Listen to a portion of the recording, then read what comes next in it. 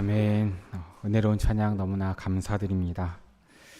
오늘은 창세기 30장 말씀으로 함께 말씀을 나누기 원하는데, 반칙이 아닌 올바른 길로라는 제목으로 함께 은혜를 나누기 원합니다.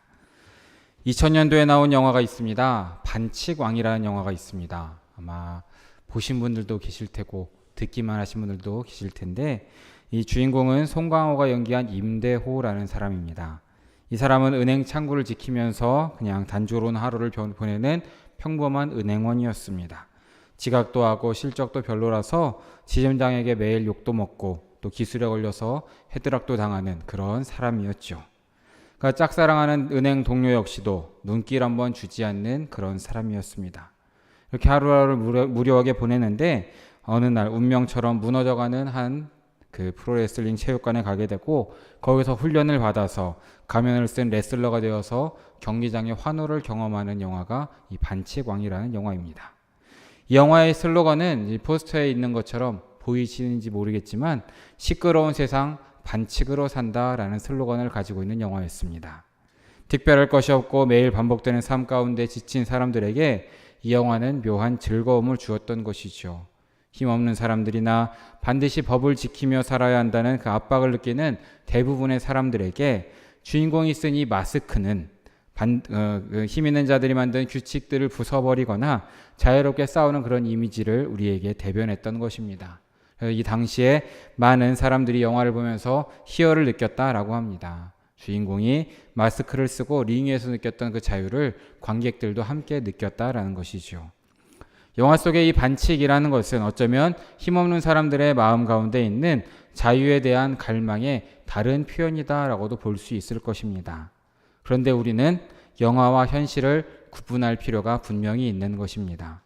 영화 속 반칙왕은 현실에서 일탈하며 숨쉬고 싶었던 한 사람의 소망을 말하는 것입니다. 하지만 현실에서의 반칙은 어떻습니까? 그 과정도 결과도 결코 좋을 수가 없다라는 것을 우리는 기억해야 한다라는 것입니다. 이 창세기 30장 본문 말씀을 보면 끊임없이 하나님의 마음과 무관한 길을 선택하는 반칙왕 야곱의 모습과 반칙왕의 보조를 맞추어 반칙을 반복하는 레아와 라헬의 이야기와 그 끝이 보이는 것을 보게 됩니다. 이들의 모습을 보면서 세상을 만드신 하나님의 법을 따라 산다는 것이 어떤 의미로 우리에게 다가오는지 함께 깨닫는 시간 되시기를 진심으로 바라겠습니다. 창세기 30장 본문 그리고 29장 후반절 말씀을 보면 이제 야곱의 자식들이 계속 태어나는 것을 보게 됩니다. 야곱이 레아에게서 낳은 자식들의 이름이 계속 나오는 것이죠. 그래서 어쩌면 30장 전체를 보면 자식 낳기 전쟁이라고도 볼 수 있을 것 같습니다.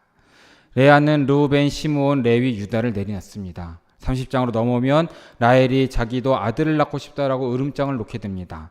야곱에게 내게 자식을 낳게 하라 라고 하면서 모든 것이 야곱의 문제다 라고 외치죠. 그래서 여종 비라를 첩으로 드릴 것을 요구했고, 비라가 낳은 자식을 자기가 낳은 자식으로 삼겠다라고 라헬은 선포합니다. 불임을 해결하기 위해서 대리모를 제안하는 것이죠. 그래서 야곱은 라헬의 제안을 받아들였고, 비라는 단과 납달리라는 아들을 또 낳습니다. 동생 라헬이 비라를 통해서 아들을 두게 된 것을 언니 레아는 이미 자녀가 아들이 넷이나 있는데도 불구하고 라헬과 똑같은 방법으로 더 많은 자식을 얻으려고 합니다. 그래서 결국 레아도 실바를 야곱에게 첩으로 주었고 아들의 수를 늘리게 되죠. 갓과 아셀이라는 아들을 낳습니다. 졸지 야곱은 이제 부인이 4명이 되었고 8명의 아들을 가진 대가족이 됩니다. 겉으로 보면 고대의 기준으로 크게 성공한 인생이라고도 볼 수 있을 것 같습니다. 이런 와중에 합한채 사건이 일어납니다. 레아의 큰아들 르우벤이 이 희귀한 약초 합한채를 구해서 어머니에게 가져다 줍니다. 라헬이 이 소식을 듣고 레아에게 합한채를 나눠달라라고 요구하지요. 결국 야곱과 합방할 순서를 레아에게 넘기면서 라헬이 합한채를 얻게 됩니다. 그날 집으로 돌아온 야곱은 라헬이 아닌 레아와 동침을 했고, 그래서 레아가 다시금 임신을 합니다. 레아는 5째 이삭을, 6째 스불론, 그리고 딸 디나까지 줄줄이 낳게 됩니다. 이제 이 집안에는 10명의 아들과 외동딸이 있습니다. 자손이 귀한 집안인데 자식들이 넘쳐나기 시작합니다. 그런데 평화가 없습니다. 라헬이 직접 낳은 자식이 한 명도 없었기 때문이죠. 그래서 30장 21절 말씀을 보면 드디어 라헬이 임신을 하는 것을 보게 됩니다. 하나님께서 비로소 라헬의 태를 여신 것입니다. 그래서 이제껏 자식이 없어서 느꼈던 모든 부끄러움을 하나님께서 친히 씻어주셨다라고 고백하면서 태어난 아기의 이름을 더함이라는 뜻을 가진 요셉이라고 짓게 됩니다.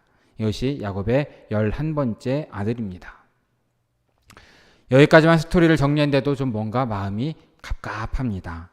성경은 도대체 왜 이렇게까지 야곱의 자식 낳기를 장황하게 기록하고 있는 것이겠습니까? 불필요해 보이는 이야기를 이렇게 지루하게 반복하고 있겠습니까? 한데 묶어서 야곱이 11명의 아들과 1명의 딸이 태어났다라고 정리하면 간단할 것 같은데 왜 이렇게 길게 서술하고 있겠습니까? 우리는 성경 말씀 가운데에 어떤 이야기가 반복되는 경우에는 대개 이것을 통하여서 무언가를 강조하고 싶은 것이 있다는 것을 우리는 먼저 파악해야 되는 것입니다. 그렇다면 여기에서 이 30장 말씀에서는 무엇을 강조하고 있는 것이겠습니까? 이 30장 이야기 속으로 조금 더 깊이 함께 들어가 보길 원합니다. 이 30장이 시작되는 시점, 이곳에서 라헬은 분노를 터뜨리고 있습니다. 언니 레아가 이미 아들을 4명이나 낳았는데 자신에게는 임신 소식이 전혀 없었기 때문입니다. 그래서 라헬은 언니 레아를 시기했고 이런 상황 가운데 야곱에게 이렇게 소리를 칩니다. 우리 1절 후반절의 말씀을 함께 읽어보겠습니다. 함께 읽습니다. 내게 자식을 낳게 하라. 라헬은 지금 아무런 근거 없는 말을 하고 있습니다. 야곱이 정말 노력하지 않았겠습니까? 같이 노력했는데도 되지 않는 것이겠죠. 라헬 사이에 자식을 두고 싶었을 것입니다. 그런데 자식이 생기지 않는 걸 어쩌란 말입니까? 그런데 라헬은 죽겠다고 야곱을 협박하는 것을 보게 됩니다.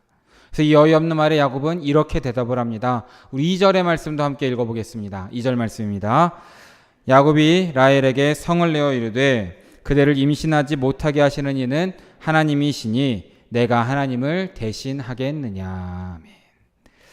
이전의 야곱이라면 이렇게 반응하지 않았을 것입니다. 29장의 야곱이라면 7년을 며칠같이 여기면서 종살이할 만큼 라헬을 아주 열렬히 사랑했던 야곱이었습니다. 근데 여기 나오는 야곱은 그렇지 않습니다. 뭔가 바뀌었습니다. 그래서 야곱은 라헬에게 화를 내고 있다라고 표현을 하고 있는 것입니다. 그리고 저주 같은 말을 쏟아붓습니다. 당신을 임신 못하게 하시는 이는 하나님이신데 대체 나더러 어쩌라는 거냐라고 말하는 겁니다. 라헬의 가슴에 비수를 꽂고 있는 것이지요. 라헬은 도저히 참을 수가 없었습니다. 그래서 다른 시도를 야곱에게 제안을 합니다. 3절의 말씀을 함께 읽어보겠습니다. 3절입니다. 라헬이 이르되 내 여종 비라에게로 들어가라.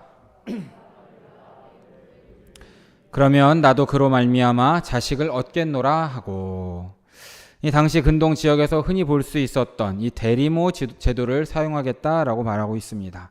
그래서 이어지는 말씀을 읽으면 이 비라는 단과 납달리라는 아들을 낳게 됩니다. 근데 이 이름을 비라가 짓지 않았다는 것도 우리는 봐야 합니다. 비라가 낳기는 했지만 그녀의 아들이 아니기 때문이죠. 그 이름을 모두 라헬이 짓게 됩니다. 그래서 뜻은 단은 판단하다라는 뜻을 가지고 있고 납달리는 경쟁에서 이겼다라는 뜻을 가지고 있습니다. 다분히 이 모든 것은 라헬이 레아를 의식해서 지은 이름이라는 것이죠. 나도 아들을 낳았다라고 지금 과시하는 것입니다. 지금 몸종인 비라를 통해 아들을 낳은 것을 보면 하나님께서도 내가 옳다라고 판단하셨다라는 뜻을 가지고 있는 것이고, 그것도 이제 둘이나 낳았으니까 내가 언니와의 경쟁에서 이겼다, 승리했다라고 이 아이들의 이름을 통해서 큰 소리를 치고 있다라는 것을 우리는 말씀 가운데 보게 되는 것입니다. 그런데 사랑하는 여러분, 한 사람의 이름을 짓는 것은 정말 중요한 일입니다. 아마 여기 계신 모든 성도님들 가운데에서도 모든 이름이 다 소중하게 지어졌을 것이죠. 특히 고대 근동에서 그 사람의 이름은 정체성을 의미하는 것이었습니다. 그래서 한 인생을 향한 기도와 소망과 축복을 담아서 아이의 이름을 지었던 것입니다. 그런데 라헬은 뭔가 달랐습니다. 비라를 통해 얻은 자식들의 이름을 오직 자신을 위해 지었다는 것입니다. 언니와의 경쟁에서 이기고 하나님께 인정받았다는 것을 드러내기 위해서 귀한 자식이 평생 달고 다닐 이름을 이상하게 지어버렸다라는 것이죠. 더군다나 지금 라헬은 반칙을 쓴 것입니다. 아브라함의 집안에서 이런 식으로 첩을 들여서 자식을 얻는 것, 얼마나 심각한 문제를 일으킬 수 있는지 우리 이미 말씀 가운데 보았습니다. 무엇입니까? 아브라함이 이삭을 낳기 전에 하갈을 통해 얻은 이스마엘 때문에 얼마나 큰 어려움을 겪었는지 우리는 보았다는 것이지요. 역시 이것도 야곱은 아버지 이삭에게서 들었을 것입니다. 그럼 야곱이 2절에서 한 말은 화가 나서 한 말인 건 맞지만 이 말에는 진실도 담겨 있는 것입니다. 그대를 임신하지 못하게 하시는 이는 하나님이시다라는 것이죠. 그럼 이 말을 들은 라헬은 무엇입니까? 불임의 문제를 가지고 하나님께 나아가야 했을 것입니다. 그런데 전혀 그러지 않았다는 겁니다. 그녀는 지금 남편이 말하는 하나님이 어떤 분이신지 모르고 있는 것입니다. 그래서 세상 사람들이 쓰는 것과 똑같은 방식의 대안을 들고 나옵니다. 하나님의 백성을 낳고 키워야 하는 어머니로서 수준 미들의 선택을 하고 있다라는 것이죠. 그리고 라헬은 지금 비라를 통해 자식을 낳겠다라고 말했습니다. 그런데 막상 비라가 낳은 두 아들을 자기 아들로 여기기는 참 어려웠던 것 같습니다. 진짜 자기의 자식으로 생각했다면 어떻게 하겠습니까? 정말 최고의 축복을 담아서 이름을 지어주었을 것입니다. 하지만 이 두 아들의 이름에는 이런 축복이 전혀 들어있지 않다라는 것입니다. 우리가 29장 말씀을 다시 한번 생각해 보면 라헬은 몸도 아름답고 얼굴도 예쁜 여인이었다라고 성경에서는 소개하고 있습니다. 양떼를 들판으로 데려가서 돌볼 만큼 강인한 여인이기도 했다라는 것을 우리는 보게 되는 것입니다. 하지만 이 30장 말씀에서는 라헬의 아름다움을 전혀 찾아볼 수가 없다라는 것입니다. 분노와 시기가 그녀를 망쳐놓은 것이지요. 집안 사람 모두가 그녀의 눈치를 보는 것입니다. 소리 지르고 화내고 죽어버리겠다라면서 남편을 협박하고 있는 것입니다. 자기가 원하는 대로 대리모를 통해서 두 아들을 얻긴 했지만 온전히 만족하지 못했고 사랑하지 않는 것을 보게 됩니다. 심지어 아이들에게 자신의 심정에 담긴 그 비참한 이름을 담아 이름을 붙이고 있는 것도 보게 되는 것입니다. 더 이상 아름답지 않은 라헬의 모습을 우리는 말씀 가운데 보게 되는 것입니다. 이제 레아를 함께 살펴보려고 합니다. 이제 레아는 30장 초반절에서 이미 레아는 야곱에게 4명의 아들을 낳은 것을 보게 됩니다. 라헬의 언니이고 일주일 차이지만 첫째 부인이었습니다. 그래서 모든 점을 고려할 때에 집안의 안주인은 레아여야 했을 것입니다.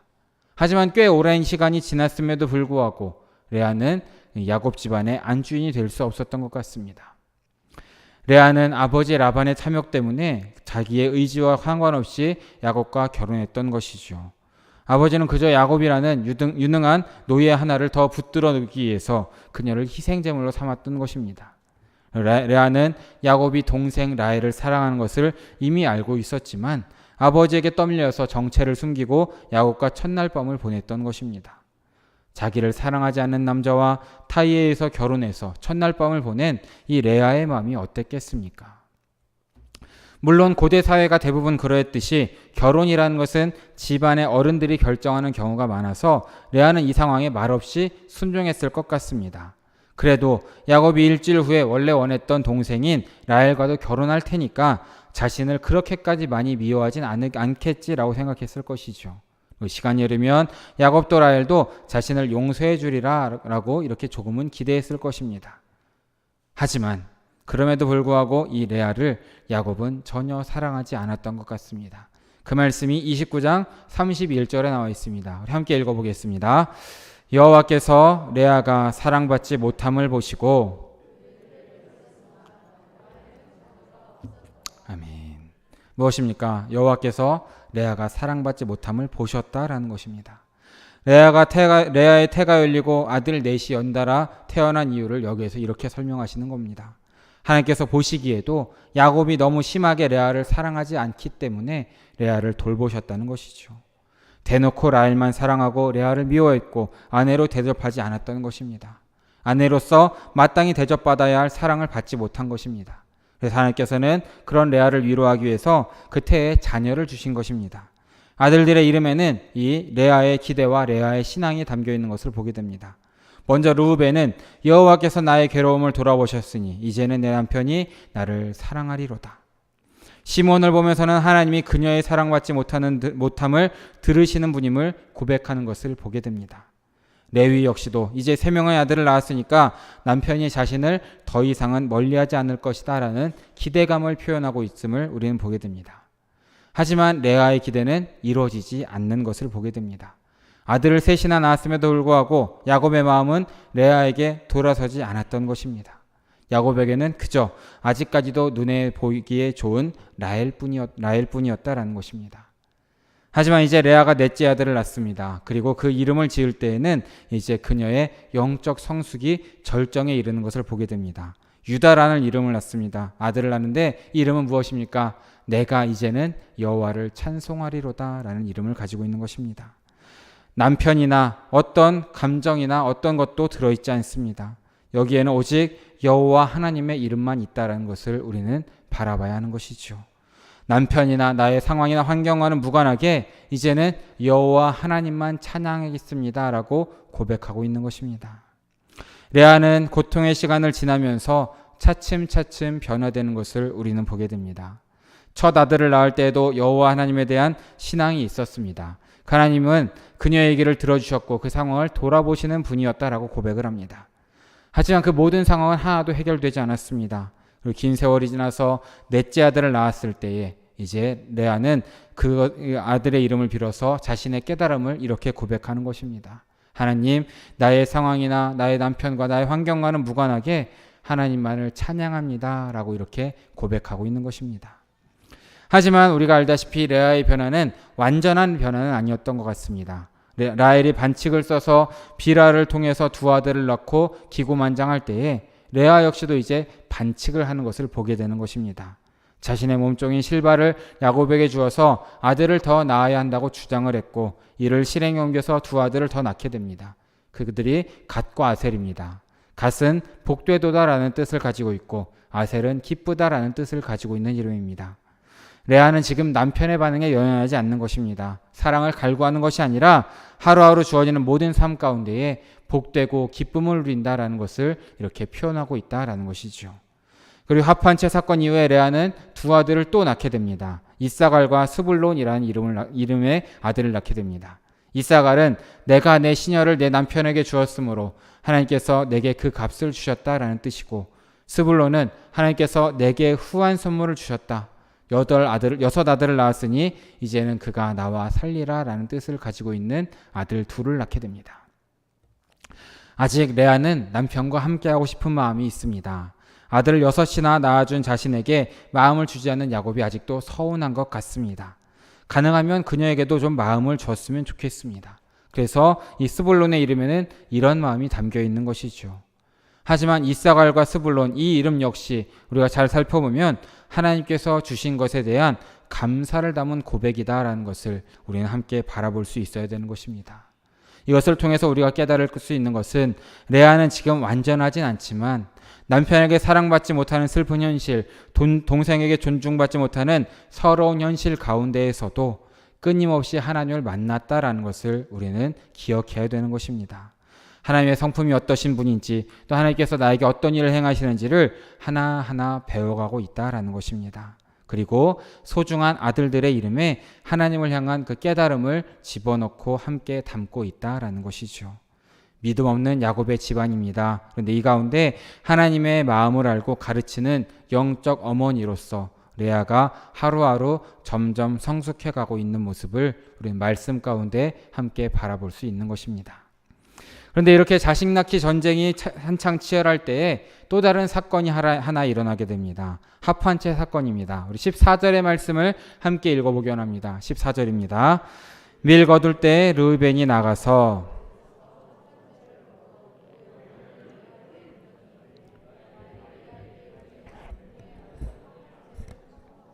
아멘. 레아의 큰아들 르우벤이 들에 나갔다가 합한채라는 것을 구해옵니다. 합한채 사진을 함께 먼저 보겠습니다. 네. 이렇게 생긴 식물입니다. 이것에 대한 설명은 이렇습니다. 냄새가 향긋하고 꽃도 아름다운 희귀 식물인 맨드레이크과의 열매로서 당시 근동에 사는 여성들에게는 최음제, 남성들에게는 강장제로 여겨져서 사랑의 과실로 불렸다라는 열매가 바로 이 합한채라는 식물입니다. 그러니까 쉽게 말하면 오늘날의 비아그라와 같은 약이다라고도 볼 수 있을 것입니다. 그리고 이것 때문에 어떻게 됩니까? 레아와 라헬이 싸우는 것입니다. 라헬은 르우벤이 이 합한채를 들에서 구했다는 말을 듣고 찾아와서 내놓으라 라고 떼를 쓰고 있는 것을 우리는 말씀 가운데 보게 됩니다. 그러자 레아가 화를 냅니다. 우리 15절의 말씀을 함께 읽어보기 원합니다. 함께 봅니다. 레아가 그에게 이르되 내가 내 남편을 빼앗은 것이 작은 일이냐? 그런데 내가 내 아들의 합한 채도 빼앗고자 하느냐?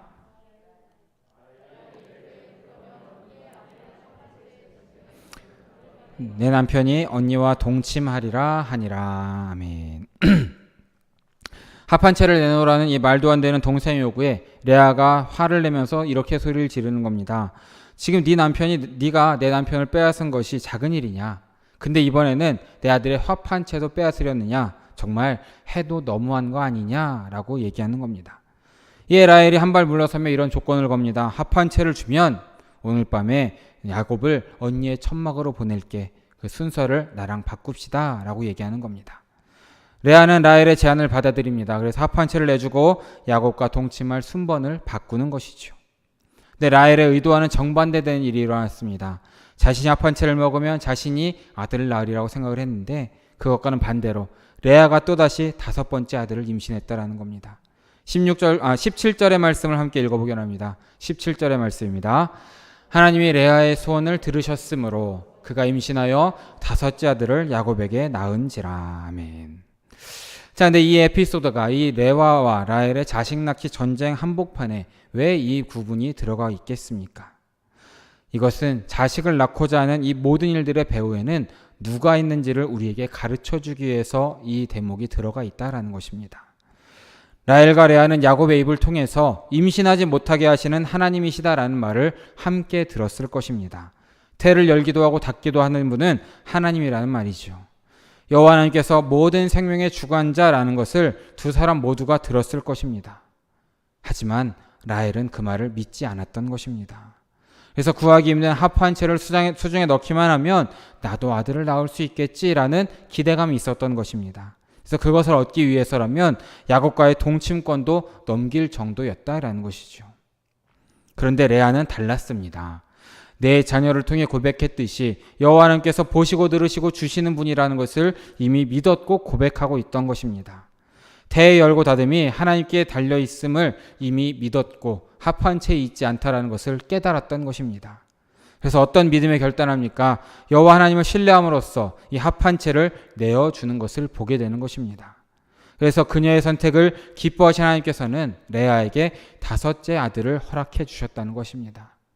레아는 그 아들에게 값의 의미, 대가라는 이름을 가진 이사갈이라는 이름을 짓게 됩니다. 믿음의 선택을 한 그녀에게 하나님께서 주신 상이다라는 뜻을 가지고 있는 것입니다. 믿음으로 이 레아가 한 선택이 옳았음을 증명하기 위해서 하나님께서 주셨다라는 뜻을 가지고 있는 것입니다. 합한 채 사건을 볼 때 이제 레아의 상태와 라헬의 상태가 어떻게 흘러가고 있는지를 우리는 보게 되는 것입니다. 생명의 주관자가 누구인지 아는 레아, 그리고 인간적인 방법으로 생명을 구하는 라헬의 모습이 대조적으로 우리에게 보여주고 있는 것입니다. 사랑하는 여러분, 우리 예수님을 믿는 성도들은 우리가 누구인지를 삶으로 증명할 수 있어야 됨을 믿으시기 바랍니다. 처음에는 별 차이가 나지 않을 수도 있습니다. 세상 사람들과 크게 차이가 나지 않을 수도 있습니다. 하지만 우리의 마음의 중심이 하나님의 진리에 연결되어 있으면 그 진리가 우리의 인생을 이끌어갈 것이고 진리에 맞게 우리의 삶도 변화된다라는 것을 믿으시기 바랍니다. 그렇게 진리에 합당한 사람으로 조금씩 빚어져 간다라는 것이죠.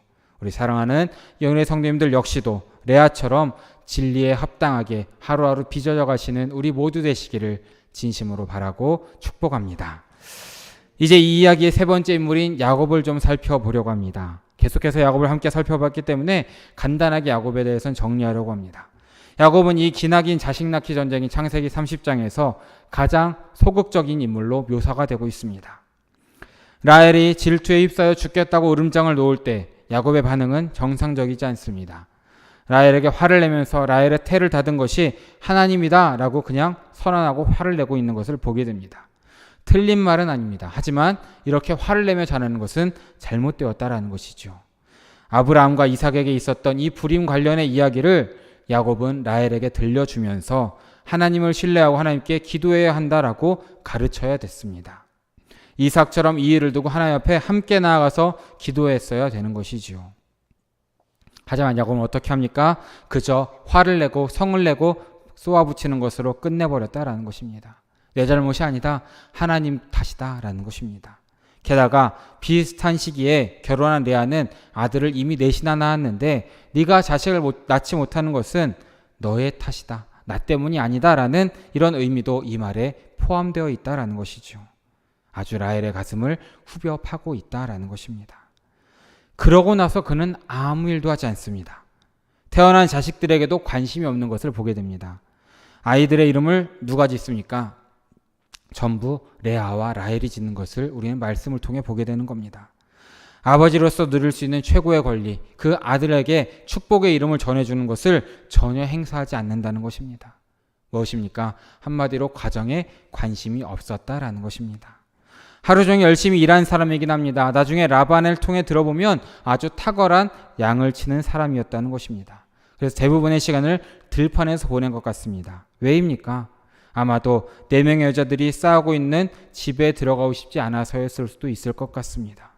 아무튼 야곱은 최대한 밖에서 지내다가 가끔씩 집에 들어왔던 것 같습니다. 그런데 그 집에 들어왔을 때에도 그냥 아내의 말에 따라서 움직였던 것 같습니다. 내 여종 비라와 동침하세요.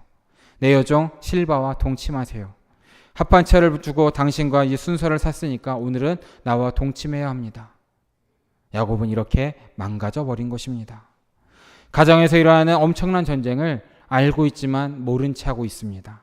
자식들의 이름에 담긴 아내들의 치열한 경쟁을 알고 있지만 못 본 척하고 있다라는 것입니다. 그저 자신이 하는 일, 더 많은 재산을 모으는 일에만 열두하고 있다라는 것입니다.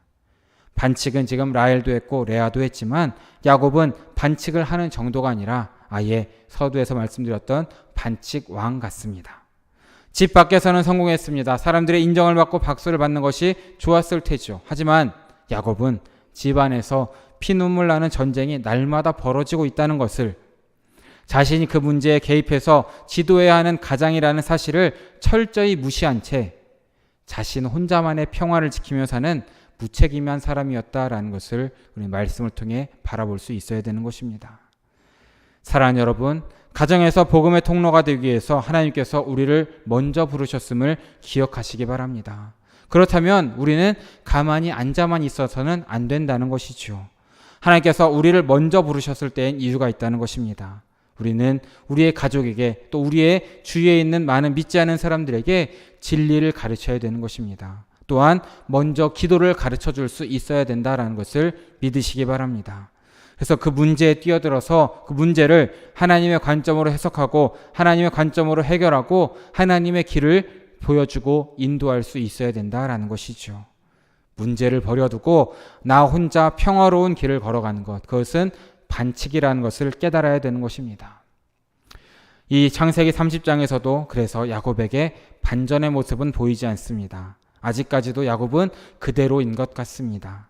라반의 집에서 20년 동안 살았지만 10명의 아들이 태어난 오랜 시간 동안 야곱은 배운 것이 없다라는 것입니다.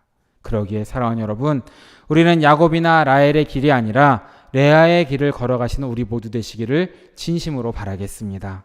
고통의 시간에 있을지라도 여호와 하나님을 발견하시고 그분의 신실하심에 기대셔서 하루하루를 주님 주시는 것들을 채워가시고 온전히 하나님의 신실하심을 바라보시고 살아가시는 우리 성도님들 모두 되시기를 진심으로 바라고 축복합니다. 이제 마지막으로 4번째 인물에 대한 이야기를 함께 살펴보고 말씀을 정리하려 합니다. 4번째 인물 누구겠습니까? 바로 여호와 하나님이십니다. 2절에서 만난 하나님은 태를 열고 닫는 분이다 라고 우리에게 소개되고 있습니다. 하나님께서 라헬과 레아와 야곱의 이 자신 낳기 경쟁 가운데 무엇을 하고 계시겠습니까? 먼저 29장 31절의 말씀을 다시 함께 보려고 합니다. 함께 읽어보겠습니다. 여호와께서 레아가 사랑받지 못함을 보시고, 아멘.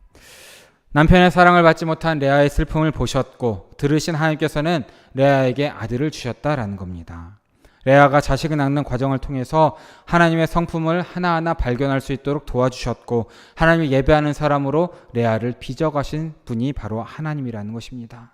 또한 합한채 사건을 통하여서도 생명을 주시는 이는 오직 하나님뿐이다 라는 것도 레아에게 가르쳐 주시고 우리에게도 말씀해 주시는 것입니다. 레아가 하나님 앞에 온전히 만족함을 고백할 수 있도록 차츰차츰 레아를 빚어가시는 분이 하나님이라는 것을 우리는 기억해야 되는 것이죠. 또한 이제 레아가 아닌 라헬에게는 어떻게 행하시는지 우리 30장 22절의 말씀을 함께 읽어보기 원합니다. 함께 읽습니다. 하나님이 라헬을 생각하신지라 하나님이 그의 소원을 들으시고 아멘.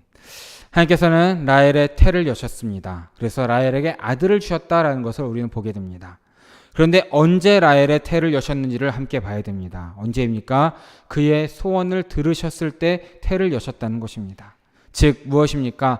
라헬이 이제 하나님께 기도하면서 하나님께 소원을 말했다라는 것을 보여주는 것입니다. 이제 라헬은 더 이상 합한 채에 의지하지 않는 것입니다. 야곱에게 기대지 않는 것입니다. 이제 라헬은 하나님께 엎드려서 하나님께 기도하는 사람으로 바뀌었다라는 것을 이 22절의 말씀을 통하여서 우리는 보게 되는 것입니다. 먼 길을 돌아왔지만 결국 라헬도 하나님만이 나의 태를 여실 수 있는 분이다라는 것을 인정하면서 하나님께 기도했다라는 것을 우리는 말씀 가운데 봐야 되는 것입니다. 레아가 그랬던 것처럼 라헬도 하나님께 엎드린 것입니다. 하나님께서는 그 기도를 오랫동안 기다리셨고 기도의 응답으로 라헬의 태를 여신 분인 것입니다. 라헬을 그동안 버리신 것이 아닙니다. 라헬이 이렇게까지 해야 하나님께 엎드릴 수 있는 사람이기 때문에 하나님께서는 모든 것을 아시고 그렇게 하셨던 것이지요. 라헬을 위한 맞춤 계획으로 하나님의 사람으로 라헬도 빚어가셨다라는 것을 말씀 가운데 깨달으시는 우리 모두 되시기를 진심으로 바라겠습니다. 마지막으로 야곱에게 하신 하나님의 약속을 다시 한번 살펴보기 원합니다. 창세기 28장 13절과 14절의 말씀을 함께 읽어보기 원합니다. 함께 읽습니다. 또 본즉 여호와께서 그 위에 서서 이르시되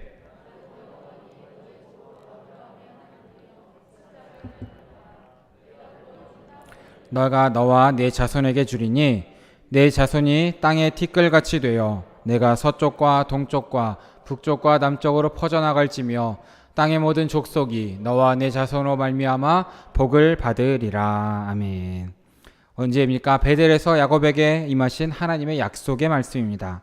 하나님께서는 야곱을 통해서 한 민족을 만들겠다고 약속하셨고 그의 집안에 태를 여셨다라는 것을 우리는 보게 됩니다.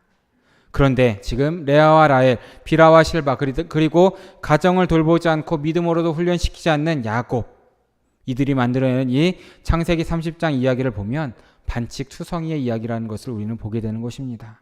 대체 여기에 어떤 선한 것이 있을까라고도 생각이 됩니다. 그런데 이 가정사 가운데에서도 반칙이 가득한 이 가정사 가운데에서도 하나님께서는 일하심을 믿으시기 바랍니다. 아무도 하나님의 약속을 생각하지 않습니다. 그런데 하나님께서는 당신이 한 약속을 이루어 가고 계십니다. 무엇이겠습니까? 이스라엘 민족의 조상이 될 사람들을 하나하나 만들어 가신다라는 것이죠.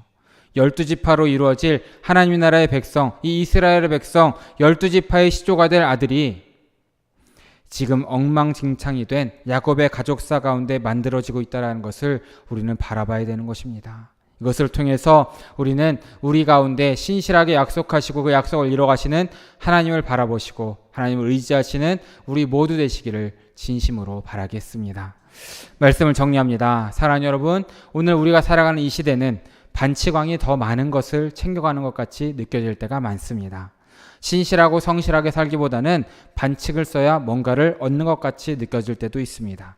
그래서 우리는 남몰래 반칙왕을 꿈꿀 때도 있습니다. 하지만 우리는 그렇게 살아서는 안 되는 사람들입니다. 왜입니까? 우리의 왕이신 하나님께서 신실하신 분이기 때문이라는 것을 믿으시기 바랍니다. 하나님께서는 너무나도 성실하게, 너무나도 신실하게 하나님의 약속을 지금도 행하고 계시는 분이십니다. 사랑받지 못했던 레아를 찬양하는 레아로 바꾸신 분이시죠. 기도하지 않았던 질투하신 라헬을 기도하는 라헬로 바꾸신 분이라는 겁니다. 부족하고 쓸모없는 가장 야곱을 통해서는 약속하신 민족의 조상들을 세워가시는 것을 우리는 보게 되는 것입니다. 하나님의 신실하심이 반칙으로 가득한 이 모든 세상을 이기신다는 것을 믿으시기 바랍니다. 그러기에 오늘도 우리는 하나님의 신실하심을 바라보는 우리 모두 되시길 진심으로 바랍니다. 그렇게 하나님을 신뢰하시고 하나님의 손길 아래 빚어지심으로써 우리도 신실하심으로 하나님을 닮아가시고 반칙의 길이 아닌 올바른 길로 나아가시는, 그렇게 우리의 삶의 자리 가운데에 주님의 날을 세워가시는 우리 사랑하는 영일의 성도님들 모두 되시기를 진심으로 바라고 축원합니다.